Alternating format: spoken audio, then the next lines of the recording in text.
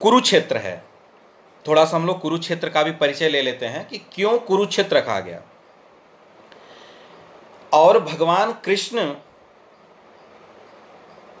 जो पांडवों के साथ थे और धृतराष्ट्र के जो पुत्र दुर्योधन आदि थे, इन सब ने मिलकर के कुरुक्षेत्र को ही युद्ध की भूमि के रूप में क्यों स्वीकार किए? क्या कहीं और स्थान नहीं था इनको लड़ने के लिए? कहीं और लड़ते, किसी और क्षेत्र में लड़ते। उस समय तो बहुत स्थान खाली था, बहुत बड़े बड़े युद्ध क्षेत्र हुआ करते थे, वहां जाकर के वो युद्ध कर सकते थे। लेकिन नहीं, वो कुरुक्षेत्र में ही क्यों गए? क्योंकि कुरुक्षेत्र जाने का एक कारण है।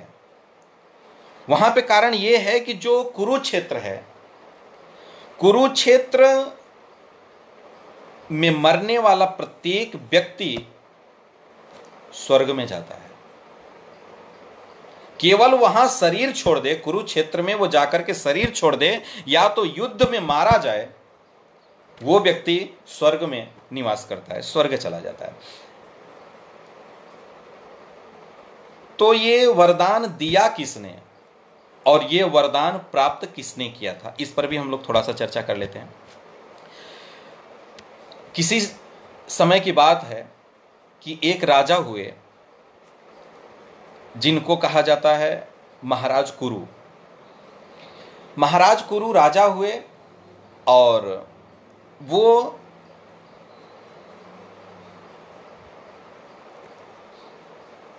इसी कुरुक्षेत्र में जाकर के, जितना कुरुक्षेत्र की भूमि थी, उस भूमि को उस समय तो कुरुक्षेत्र नहीं उसका नाम पड़ा था, कुरुक्षेत्र तो बाद में इसका नाम पड़ा। उस समय कुरु महाराज उस भूमि को हल से जोत रहे थे। जब वो हल लेकर जोतना शुरू किए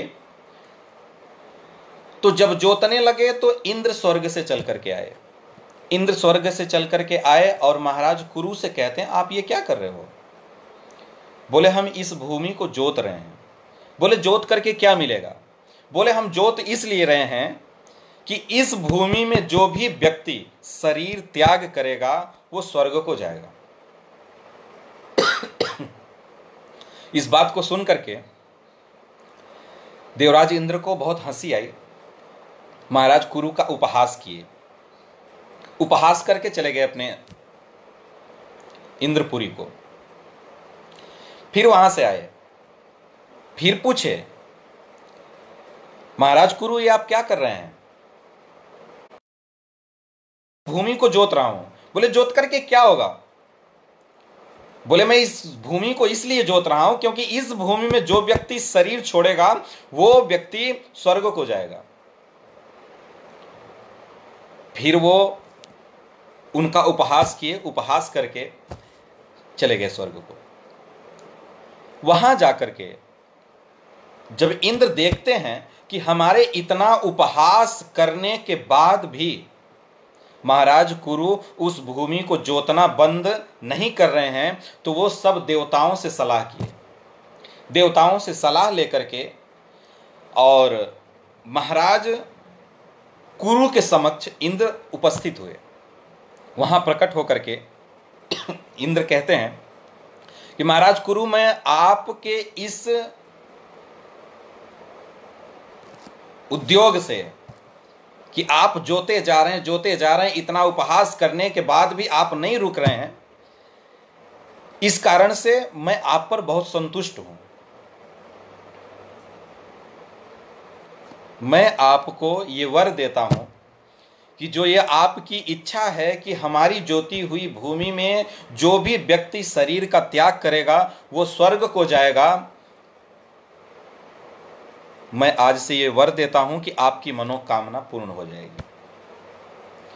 उस समय महाराज कुरु उस भूमि को जोते और जोत करके आए और इंद्र ने यह भी कहा कि जितनी भूमि को आप जोत रहे हैं, आज से इस भूमि का नाम आपके नाम से प्रसिद्ध होगा।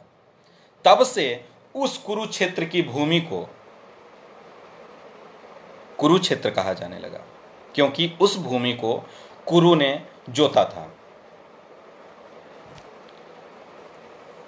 उस भूमि को कुरु ने जोता था, इसलिए उसका नाम कुरुक्षेत्र पड़ा।